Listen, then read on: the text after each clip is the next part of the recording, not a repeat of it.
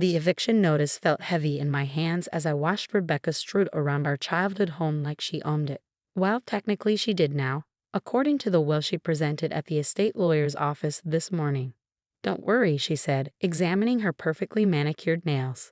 "I'm giving you a full month to clear out, even though Dad's will only require 2 weeks. See, I can be generous.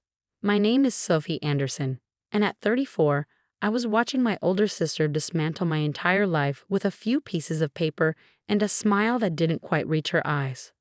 Our father, James Anderson, had passed away 3 weeks ago after a brief battle with cancer.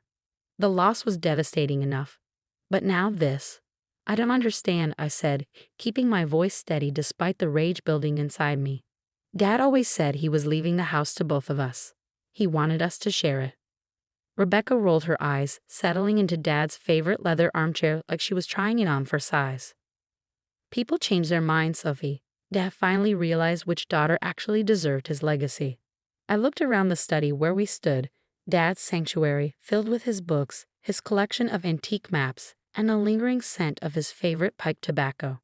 This room held more memories than I could count. It was where he'd taught me to play chess, where he'd helped me with my homework, where he'd consoled me after my divorce 2 years ago. "When did he make this change?" I asked, though I already knew the answer. I just wanted to hear her say it. 3 months ago," Rebecca replied smugly. "Right after his diagnosis, he called me over one evening and said he needed to make things right. Said he'd been foolish trying to split everything equally when clearly one of us was more capable." I nodded slowly, remembering that evening well. Dad had been heavily medicated, barely able to hold a conversation. Yet somehow he'd managed to not only change his will but make it heavily favor Rebecca, leaving her the house, his investment portfolio, and controlling interest in the family business. All I got was a small savings account and Dad's old car. "What about the business?" I asked, though I knew what was coming.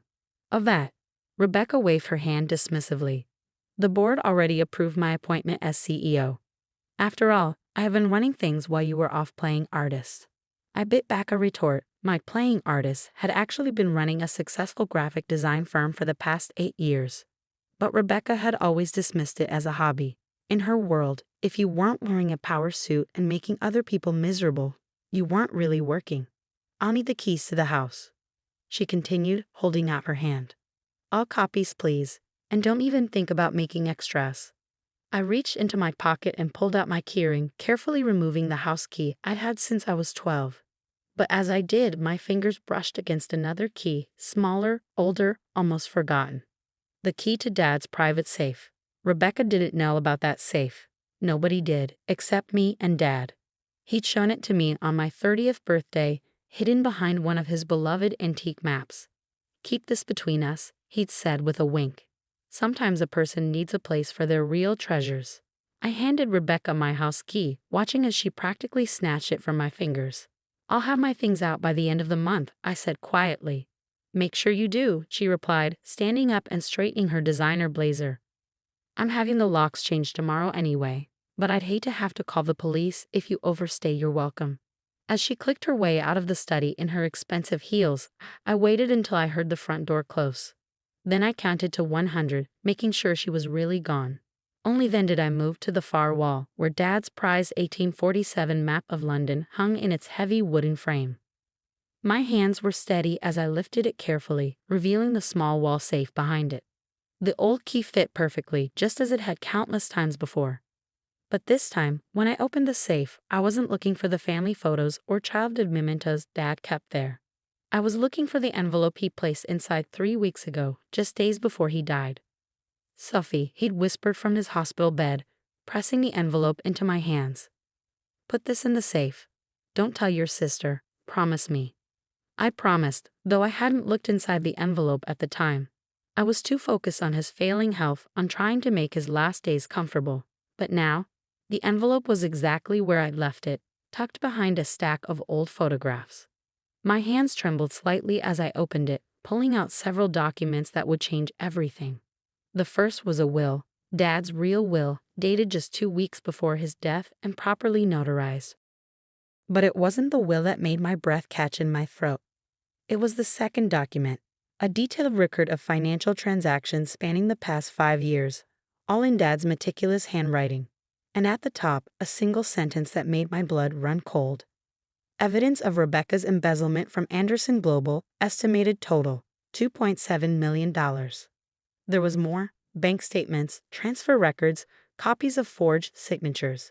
Dad had been building this file for years, documenting every penny Rebecca had stolen from the company. But the final document was what really made my hands shake. It was a letter written in Dad's distinctive scrawl. My dearest Sophie, if you're reading this, then I'm gone, and Rebecca has probably already tried to take everything. I'm so sorry I couldn't stop her myself, but the cancer moved too quickly. The real will is here, along with everything I've gathered about her theft from the company. I've known about it for years, but I could never bring myself to turn her in. She's still my daughter, despite everything. But I won't let her steal your inheritance too. The proof is all here. Use it wisely. I love you both, but you were always the stronger one, the one who could make the hard choices. Take care of our family's legacy. Love, Dad. I sat down in Dad's leather chair, the one Rebecca had so casually claimed earlier, and began to read through everything carefully. With each page, the full scope of her deception became clearer. She hadn't just forged the will. She'd been systematically draining company accounts for years, covering her tracks with fake investments and non-existent projects. Dad had caught on early but had chosen to document everything instead of confronting her. Maybe he'd hoped she'd stop on her own. Maybe he'd been trying to protect her in his own way. But in the end, he'd made sure the truth would come out. I pulled out my phone and called the one person I knew I could trust with this: Mark Reynolds, Dad's oldest friend and the family's longtime lawyer. "We need to talk," I said when he answered. "It's about Dad's will. The real one." Mark Reynolds' office hadn't changed in 20 years. The same dark wood paneling, the same leather chairs, even the same slightly crooked painting of a sailing ship that had fascinated me as a child. But today, as he reviewed the documents I'd brought him, the familiar surroundings offered little comfort. "This is extraordinary," Mark said finally, looking up from the papers spread across his desk. James documented everything meticulously: the forged signatures, the fake accounts, even the offshore transfers. He didn't miss a detail. I nodded, thinking of all those evenings Dad had spent working late in his study. He hadn't been just managing the business, he'd been building a case against his own daughter. "What about the will she presented this morning?" I asked. "The one leaving her everything?" Mark's expression darkened. "A forgery, without question. A good one, but still fake. The notary stamp is perfect, but the signature—" He pulled out a magnifying glass, examining the document closely. James's real signature had a distinctive loop in the J. This one's missing it. Plus, the date coincides with when he was heavily medicated. He could barely hold a pen, let alone sign legal documents. "So what do we do?" Mark leaned back in his chair, steepling his fingers. "We have two options. We can go straight to the police with evidence of both the forged will and the embezzlement, or—" He paused, studying my face. "We can handle this more strategically." I thought about Rebecca's smug expression as she'd handed me the eviction notice. About all the years she'd dismissed my work, my choices, my entire life as somehow less valuable than hers. "Tell me about strategic," I said. Mark outlined the plan carefully. First, we would quietly file Dad's real will with the probate court, but request a delay in processing. This would prevent Rebecca from making any irreversible decisions about the estate while giving us time to build our case. Next, we would conduct a full audit of Anderson Global's finances, documenting every instance of theft and fraud. Mark would bring in forensic accountants he trusted, ones who knew how to be discreet. "The key," he explained, "is to have everything in place before she realizes what's happening. Once we move, we need to move fast." I spent the next 2 weeks playing along with Rebecca's narrative. I began packing boxes, making a show of preparing to move out. Meanwhile, Mark's team worked tirelessly, unraveling the complex web of financial deception Rebecca had woven. The numbers were staggering. Beyond the $2.7 million Dad had documented, they found another $1 million hidden in various shell companies and fake consulting contracts. Rebecca hadn't just been stealing. She'd built an entire shadow operation within the company. 15 days after receiving the eviction notice, I got the call I'd been waiting for. "We're ready," Mark said simply. The board meets tomorrow at 10 a.m. Be there. That night, as I sat in Dad's study supposedly packing his books, Rebecca stopped by to check on my progress. "You're being very mature about this," she said, watching me wrap Dad's first edition Hemingways in bubble wrap. "I was worried you'd make a scene." I carefully placed another book in a box. "What would be the point? The will is clear, isn't it?" She smiled, that same self-satisfied smile she'd worn since we were children whenever she got her way. "I'm glad you understand. Once you're gone, you should really consider selling Dad's car. I could recommend some dealers." "I'll keep that in mind," I replied, fighting to keep my voice neutral. "By the way, aren't you running late for your dinner with the board members?" Her eyes widened slightly. "How did you know about that?" I shrugged. "Oh, I still talk to people at the company. They keep me updated." Something flickered across her face. Doubt, maybe even fear. But she masked it quickly. "Well, yes, just a routine dinner, making sure everything transitions smoothly." If she only knew how smooth the transition would be. The Anderson Global boardroom was intimidating by design. All gleaming mahogany and floor-to-ceiling windows overlooking the city. Rebecca had always loved it, the way it made people feel small. Today, as I took my seat at the far end of the table, I watched her hold court at the head, completely unaware of what was coming. "Now that everyone's here," she began, shuffling some papers importantly, "I'd like to discuss our 5-year growth strategy." Actually, Mark interrupted, rising from his seat. "There's been a change to the agenda." Rebecca's perfectly penciled eyebrows drew together in confusion. "Excuse me?" "I set the agenda, and I don't recall." "The first item," Mark continued as if she hadn't spoken, "is the matter of James Anderson's will. The real one." The color drained from Rebecca's face as Mark began distributing copies of Dad's authentic will to each board member. I watched as her hands began to shake slightly, though she tried to hide it by gripping the edge of the table. "This is ridiculous," she sputtered.